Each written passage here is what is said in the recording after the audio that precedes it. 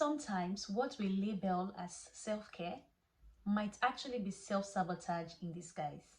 You see, rest is necessary, but too much rest without action becomes counterproductive. This is Precious Idahor, and if you're new here, welcome.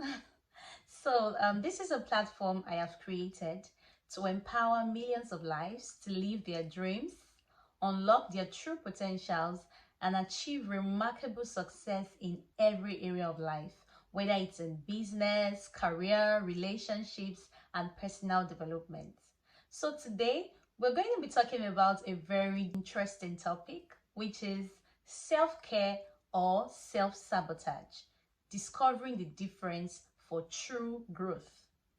So let's talk about it. Self-care is a term that we hear everywhere, on social media, in conversations, and even as advice from loved ones.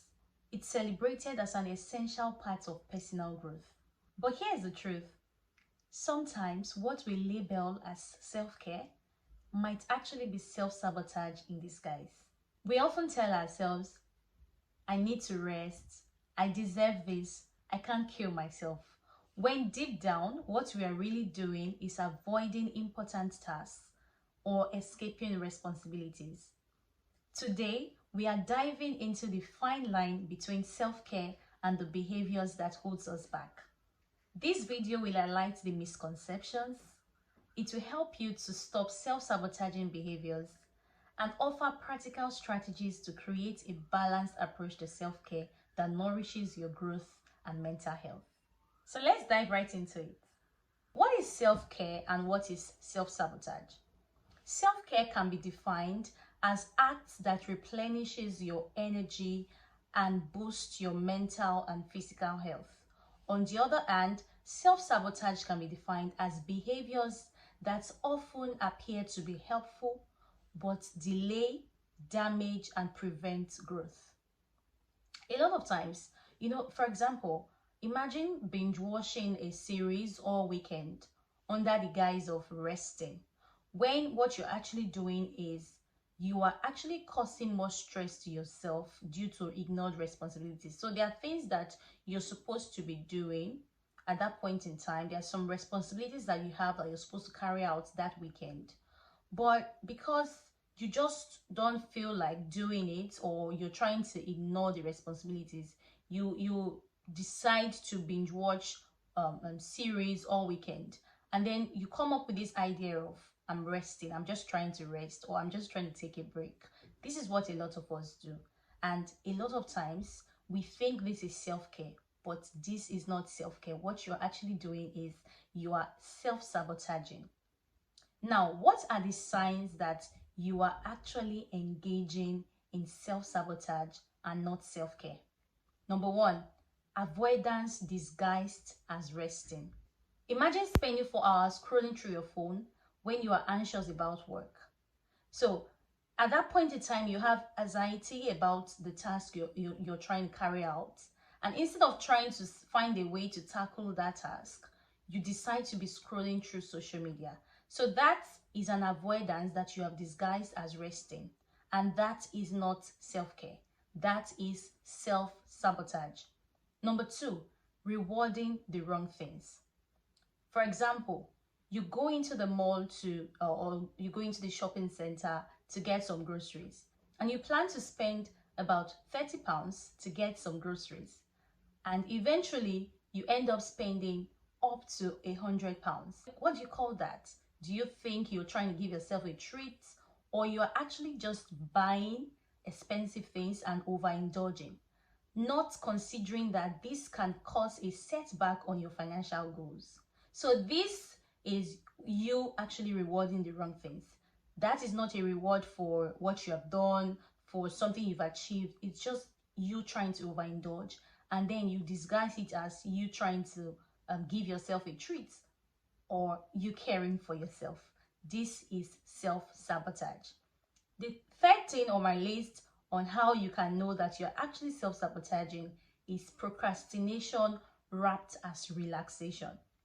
Imagine ignoring priorities or things that you're supposed to be doing and calling it a mental health break.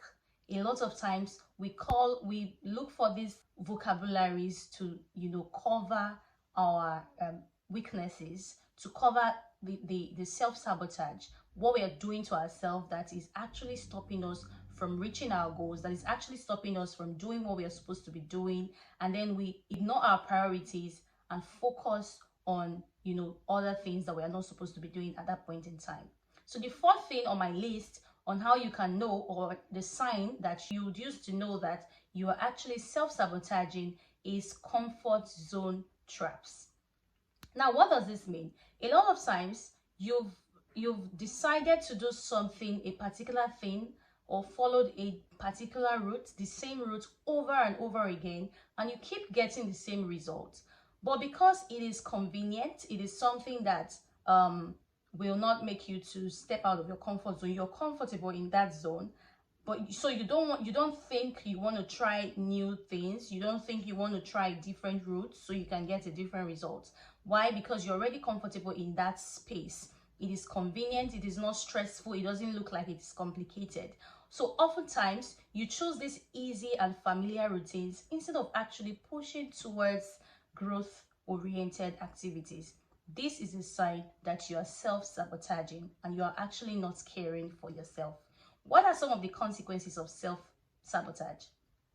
You have mixed deadlines, financial strains on your relationships, delayed personal goals. These are some of the consequences of self-sabotaging. Now, let's talk about what true self-care really looks like.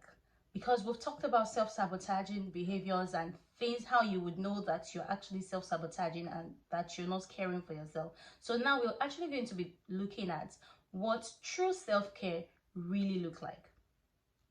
Number one, intentional actions. If we're going to be talking about self-care, then you've got to be intentional about your actions, the acts. What are some of the acts of self-care that you indulge in? What are some of the things that you do? You've got to ask yourself, why am I doing this? What is the reason behind this action?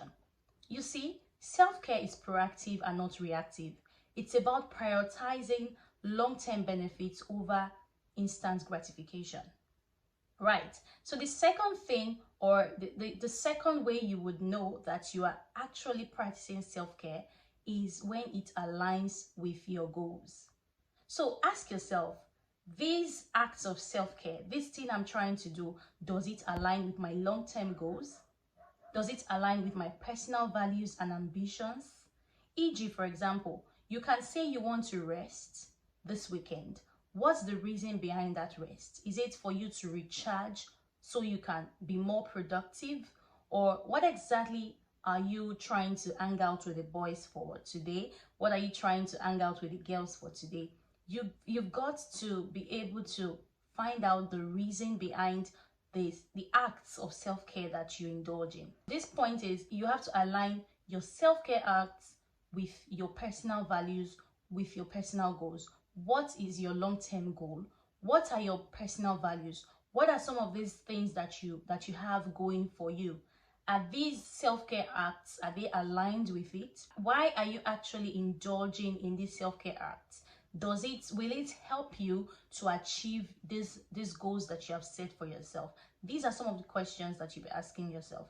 The third thing on my list on how you would know that this is actually self-care is mindfulness and awareness. You see, self-care often requires some self-reflection to identify what your body truly needs. A lot of times we're just going and moving on in life without actually taking the time to reflect on the things that our body might need. So it's not about you just working and working and working. You've got to actually take some time to rest, but you need to know, what kind of act do I need to indulge in? What kind of thing do I need to do? What does my body truly need? So you need to be mindful and have some level of self-awareness to be able to identify what your body truly needs and then engage in it as an act of self-care. The next thing on what self-care truly looks like on my list is healthy boundaries. Now, this weekend you're trying to go out with the boys to hang out with the girls or to do any kind of, or maybe you're going for a spa treatment or whatever it is that you want to indulge in or that you want to engage in as an act of self-care for you this weekend, you need to know if this weekend will be convenient for that, or if something else is going to take that time. You've got to be intentional. So healthy boundaries is you knowing when to say no to others, knowing when to say no to the girls that you're not going to be available for this hangout this weekend, and you actually setting limits when necessary. So it is very important that you are able to know when to set healthy boundaries and when to actually go out of the way to rest. Now, this is a key point to note.